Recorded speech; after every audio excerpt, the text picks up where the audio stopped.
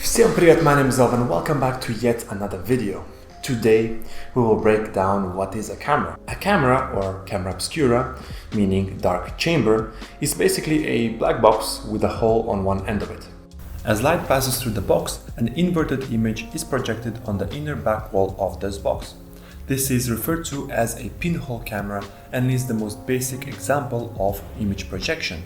Now, a modern camera utilizes an optical glass, which is a lens fitted in the hole, allowing more light to enter the box, projecting a brighter and a more focused image.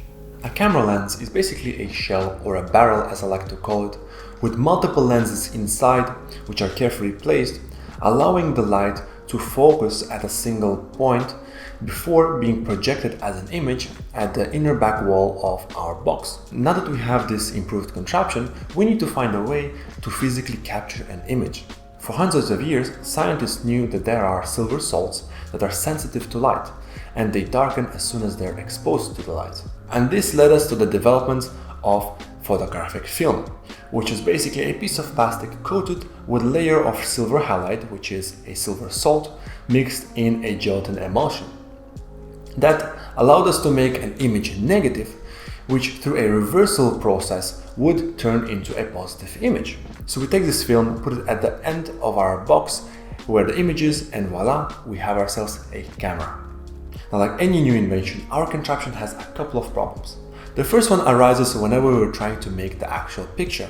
By the time we put our best clothes, position the camera, get into a pose to make the perfect picture to impress the ladies, the image is already overexposed and is just purely white.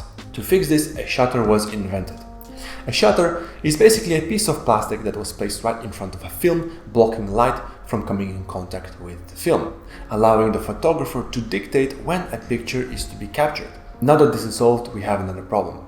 Especially during bright, sunny days, our image still turns out to be just purely white. And this is because there's just too much light coming in contact with the film, even though the shutter is open for a second. To fix that, an aperture was developed. An aperture is basically a disc with blades inside which tighten or expand the hole through which light can enter. Now that this is fixed, we go back to our pose and we make a picture of our torso. That's right, because we don't know what the camera sees. Now, a viewfinder was developed back in the day to fix this issue. A viewfinder took its form as a little telescope mounted on top of a camera, or a little window built into the body of the camera called a rangefinder. And this allowed the photographer to see and aim the camera at a subject or a landscape. Now, even though it did its job, it had a problem. It caused a parallax effect, where the final image would be a little bit different from what the photographer would see. A few years down the line, a single lens reflex camera was developed, or SLR. This allowed photographers to see exactly what the camera lens saw. And this was achieved by placing a mirror right in front of the shutter. So the light, as it entered the camera lens, would get bounced by the mirror upwards, where it would meet a prism that would bounce the light once again into the human eye. As we press the shoot button, the mirror lifts up with the shutter, exposing the film to the light. As an example, I took off the lens from my camera and pressed shoot, and in slow-mo we can see this process happen. Now, this was a big development, and even though SLRs became very popular, they did not replace the other cameras. In fact, those were also modernized slowly, as did the SLRs, and are now known as a simple point-and-shoot camera or a mirrorless camera. Now, of course, I'm summarizing this without going into the detailed history of the development of a camera. However, interestingly enough, the basic function of the camera has not changed to date. The biggest changes happened more on a hardware level. For instance, a flash was developed in order to light up subjects in darker settings. A photographic film was replaced by a digital sensor. Now, I won't go into the detail of how exactly a camera sensor works because honestly, I tried to read it and I nearly broke my brain.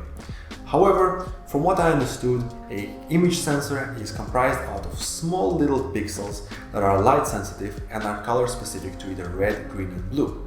And as they come in contact with light, they turn the information into data, which then has to be stored somewhere. So a memory unit was installed in the camera in the form of a removable memory card. Now, this sensor also needs juice to be powered, so a battery unit was installed in the camera.